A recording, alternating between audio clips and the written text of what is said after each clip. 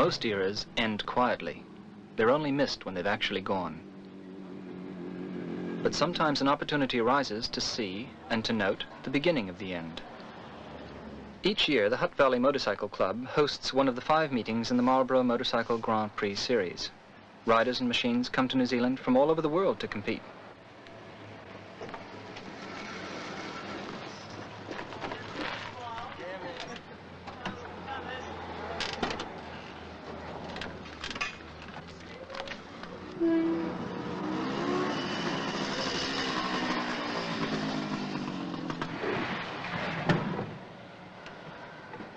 But something new has come with them this time. Only a few days before the meet, Yamaha, Kawasaki and Suzuki, the chief sponsors of motorcycle road racing, all announced their withdrawal from the sport. For these strange, gleaming machines, that announcement was the beginning of the end. Hello, John.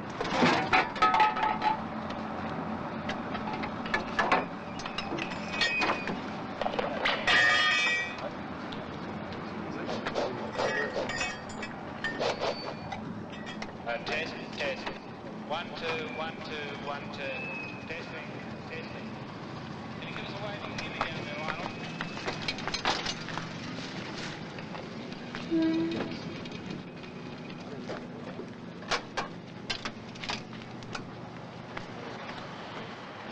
Factory sponsorship arose out of advertising. 10 years ago, Honda swept the board clean at races all over the world with specially developed versions of their ordinary 4-stroke bikes. The publicity gained sold a lot of Hondas, but when they had a 50% share of the market, Honda withdrew. The field was left to Yamaha, Kawasaki and Suzuki, the 2-stroke bike makers. As it turned out, 2-stroke engines are almost perfect for road racing. The engineering is simpler, and 2-stroke motorbikes develop as much power as 6-cylinder cars, with engines a quarter the size.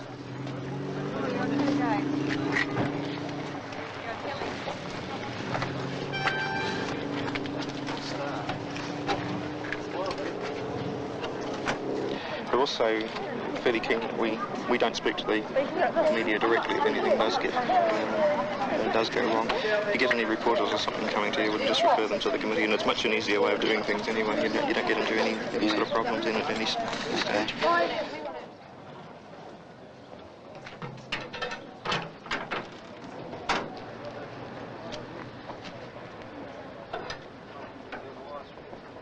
Inevitably, speed went up, and attendances, the paying public that is, soared. For them, the sight, sound and smell, but particularly the speed of the big machines, is irresistible. No,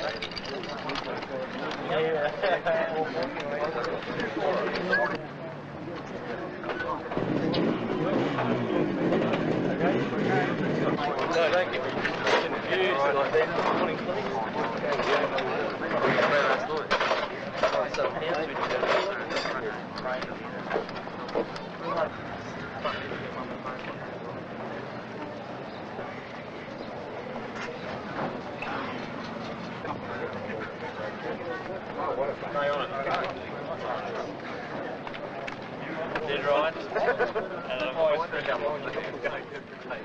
There will be 13 races in all today, but only 2 of them count as the Grand Prix.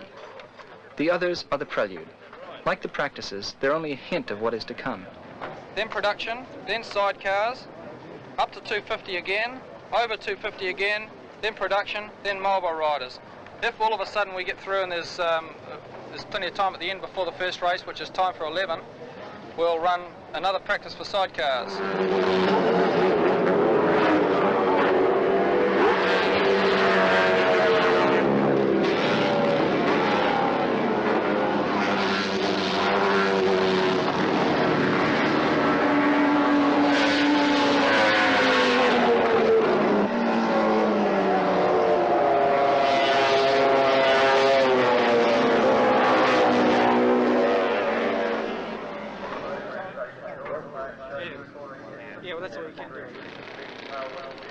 The warm-up events are also an opportunity for the amateurs and the beginners to have a go.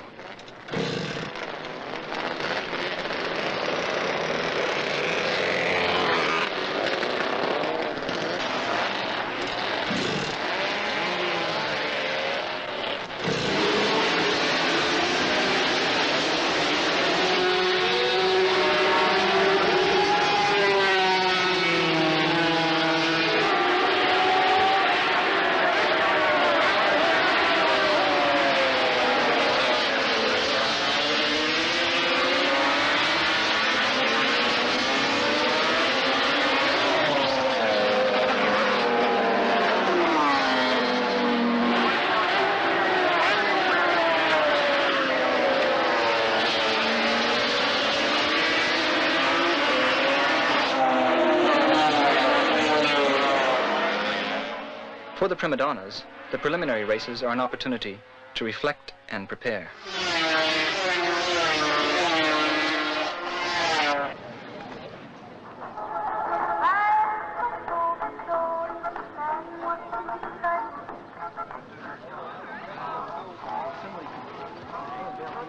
Greg Hansford, first rider for the Australian Kawasaki team.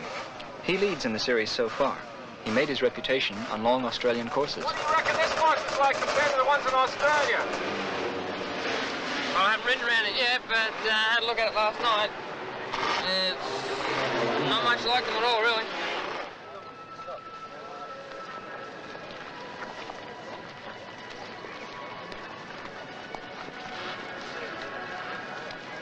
Pat Hinnon from America is in the Suzuki corner. He too is not used to street racing. This is the only place where I've ever raced on the streets. And it's quite unique. The turns are really sharp, and then some of the tracks have long straights. Do you like it especially? Oh, I enjoy it when you win. And you've been winning. Just the last race. Hinnon lies second in the series, but his last win puts the pressure on Hansford. Greg didn't have too much luck on such a really tight circuit. It took him too long to get used to it, and he was unable to really get the full potential out of both him and his bike. Hansford and Heenan, superstars. But riders come from overseas to New Zealand races for many reasons. Frank Dewan from Canada, who brought his own Yamaha. Well, it's wintertime there. We got lots of snow on the ground. Like last year, they only had 3 national races in the States. And you don't get to ride that much. As here, you can ride, well, we're riding every weekend pretty well, sometimes twice a week. Would you like to come back consistently? Yeah, I would. I really enjoy the country here, except for the weather. Although it's New Zealand summer, it's a bad day, alternating wet and dry track conditions. This poses tactical problems. What gears to use? What tires?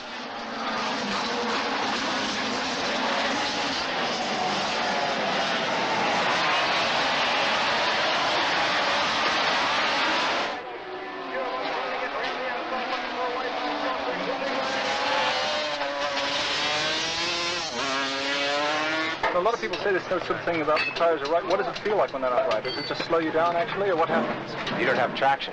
It's called sideways. I see. Sure.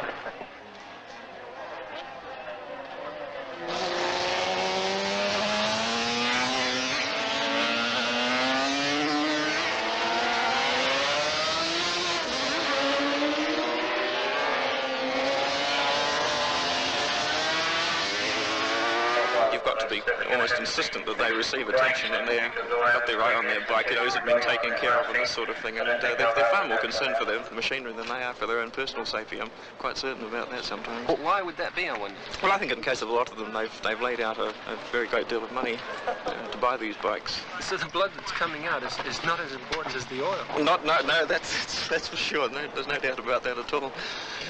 But you've got to be most insistent sometimes to make sure they do receive proper treatment.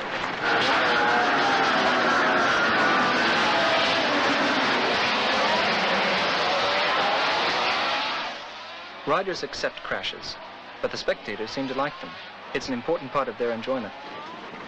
What are you getting out of it at this stage? Do you feel like you're getting your money's worth? Oh yeah, we've seen a couple of pranks here. It's one of the things most people come along to see, I reckon. I mean, nobody likes to see accidents, but when it happens, it's a big throw. What sort of technique do you like? How do you mean? Something like Heenan's and Hansford's. Oh, you got to have wheelies and a few X and stuff, you know, that helps. What makes it really worthwhile when you come to something like this? What makes it feel like you really had a good day? Watching a good close cornering and that. a good close race, yeah, with a couple of guys really hanging it out, yeah. Really getting carried away. The preparations are complete, the waiting almost over.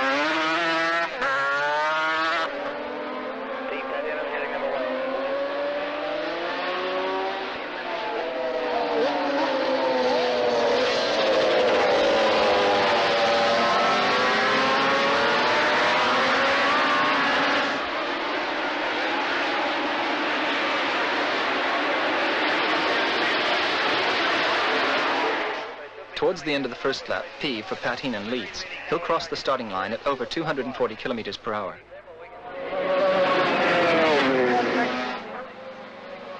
But Greg Hansford, G, isn't far behind. With two riders of this class, neither can afford to make mistakes.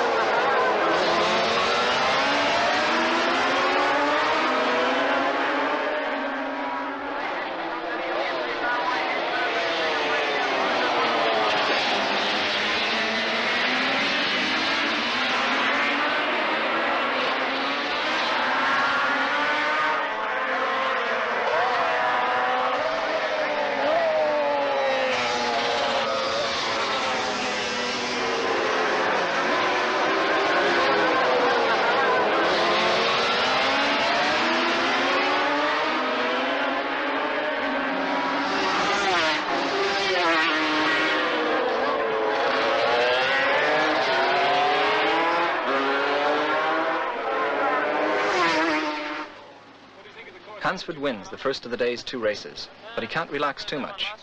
In world-class road racing, each race is vital. I think it'd be a little bit easier this time. What, to win? Yeah. Why is that? Well, there's about half a dozen blokes all going the same speed, so it could be any one of them. Just have to wait and see what happens. For Pat Heenan, who came second, a post-mortem and a tactical rethink. Everything for the wet changed the gearing at all, and as soon as it dried out, my gearing was wrong. That's why he kept telling me it was on acceleration. What happened with it? So you're changing back to a drier compound? We're setting up another set of wheels with a dry, and then we're changing our gearing so that it will work even if it is wet and then it dries out in the middle. That didn't do any damage to the bike, did it, going over the island like that? No, just went over it. That's what the suspension's for. Something like that comes as a bit of surprise? Well, I had the choice of either trying to make the turn the way I was going, or straight road, even though it's going over an island, I know I can do that. And second place is more important than not finishing at all. Murray Sale, Hansford's teammate, came third and lies third in the series. He feels he could do better. I just wasn't in the groove or something. Tyre was sliding a fair bit. A bit hard to tell the wet patches from the dry patches. So you don't know whether to blame the tyre or what. Greg's bike's running a 6-speed gearbox. Mine's only got a 5. So every time you come to a first gear corner, Greg's bike's got a lower first gear and can accelerate a little bit better than mine. And on this track we got 3 first gear corners, so that's, he gets 10 feet every first gear corner. Well, it makes it a bit hard. For the internationals, planning and furious preparation for the second Grand Prix. One hopeful who challenged the big bikes with his little one. A better chance against the high-powered machines because they can't really get the power on too well on the wet. But it dried up halfway through the race and they all went screaming past, so that was it. Hey, someone got some sunglasses. Or get the goggles. If the riders and their machines are the prima donnas, then the mechanics and team managers are the orchestra, the pipers. But those who pay the pipers are backing out. Jim Doyle, Yamaha spokesman. I feel right now to take a rider and put him on the road racing circuit and make him very competitive, give him the machinery he needs. I think $20,000 US is my target figure. Is it too costly then? For the harsh reality is that after 8 years of expenditure, Yamaha, Kawasaki and Suzuki have not been able to dent Honda's 50% share of the market. But that's not all. But we have to remember that the environmentalists, they have their job too, you know, and they're gonna finally take away the 2-stroke from us.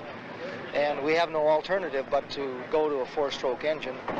It'll take the speed away, I think just temporarily though. I think that, give us 2 to 3 years, and I think that they'll be back in the running again.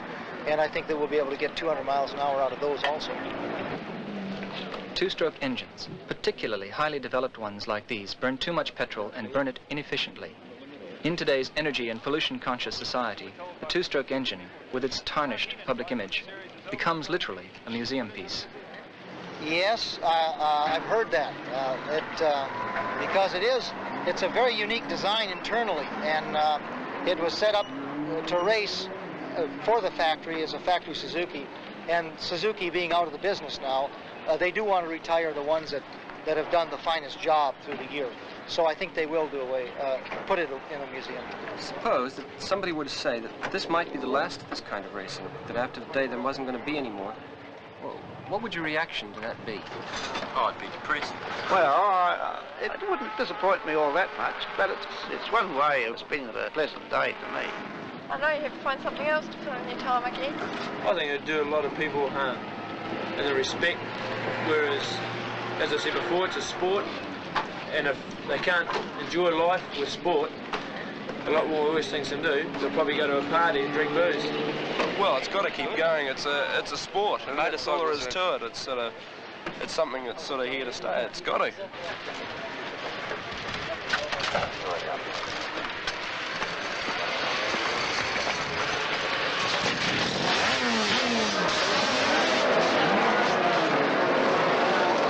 The second Grand Prix, the end of the day, and at least one of the bikes taking part in it is headed for a museum.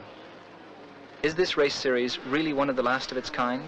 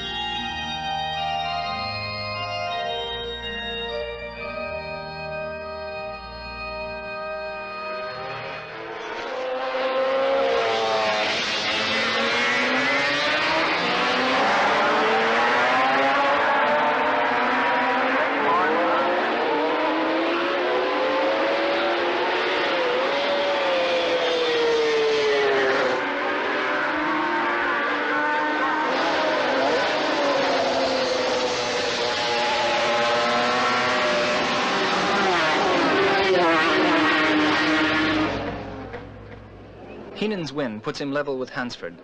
Naturally, he's pleased. So now we're tied. Now it's a two-race series. Dead even going into the last two races, and yeah, it should be easier than that. I don't like it.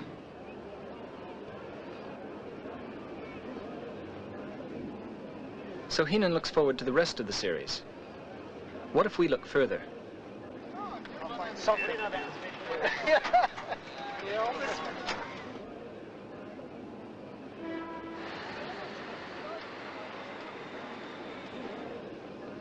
Energy and pollution have already forced the change from two-stroke to four-stroke. But is the two-stroke the dinosaur? Or is the sport itself a monster that will not be able to adapt to an energy-conscious world?